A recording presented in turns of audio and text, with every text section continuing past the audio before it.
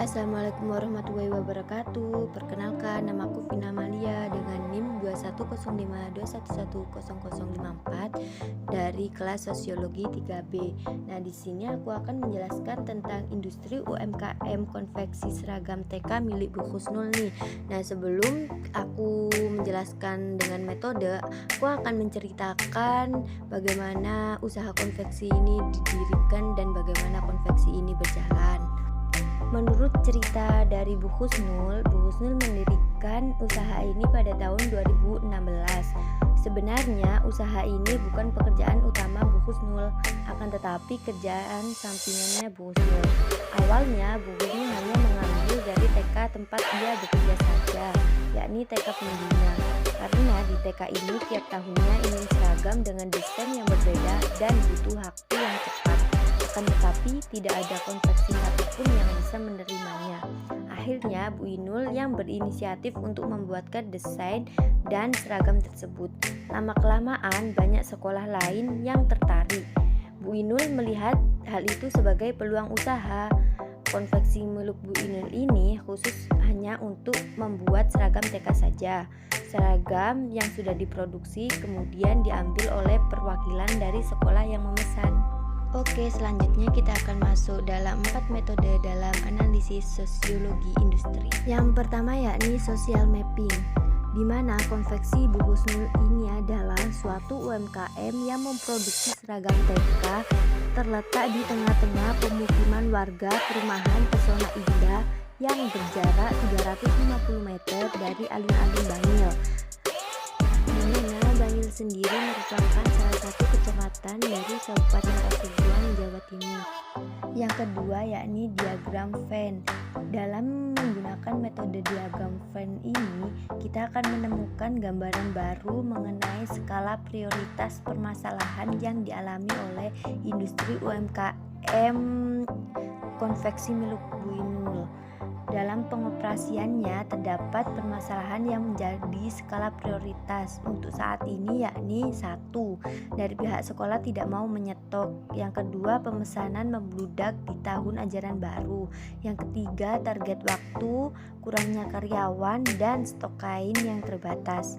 Sesudah melakukan pengelolaan berdasarkan lingkaran yang ada, Ibu Husnul mengatakan permasalahan yang paling utama dan menjadi skala prioritas usaha konveksi seragam ini adalah stok kain yang terbatas dari toko kain sehingga menghambat proses produksi.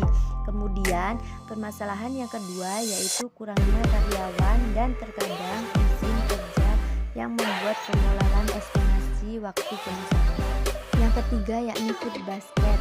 Melalui metode food basket ini saya beserta salah satu karyawan Bu Husnul menganalisis kebutuhan sehari-hari karyawan Bu Husnul dalam melakukan pekerjaan dan juga kebutuhan rumah tangga para karyawan, sehingga dengan metode food basket pola konsumsi para karyawan akan terlihat.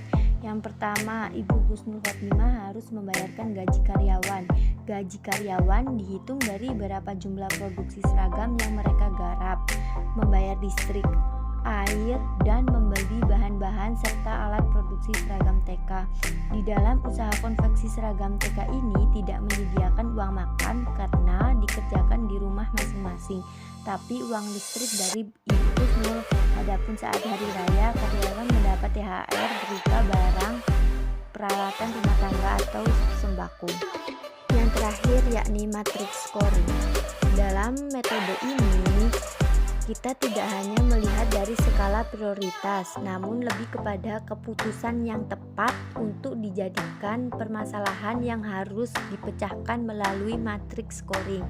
Sesudah melakukan wawancara pada permasalahan sebelumnya, maka disusun beberapa saran yang digunakan untuk mengatasi permasalahan itu. Yang pertama yakni mengenai stok kain. Bu Inul segera mencari toko lain yang terjangkau dari segi harga dan ongkos kirim.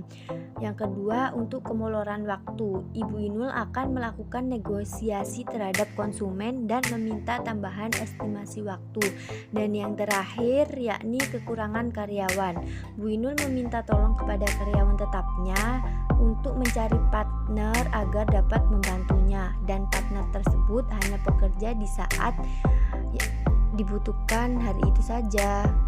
Sekian itu saja penjelasan dari saya mengenai analisis industri UMKM konveksi seragam TK milik Nurul. Kurang lebihnya saya minta maaf. Wassalamualaikum warahmatullahi wabarakatuh. Happy for watching teman-teman.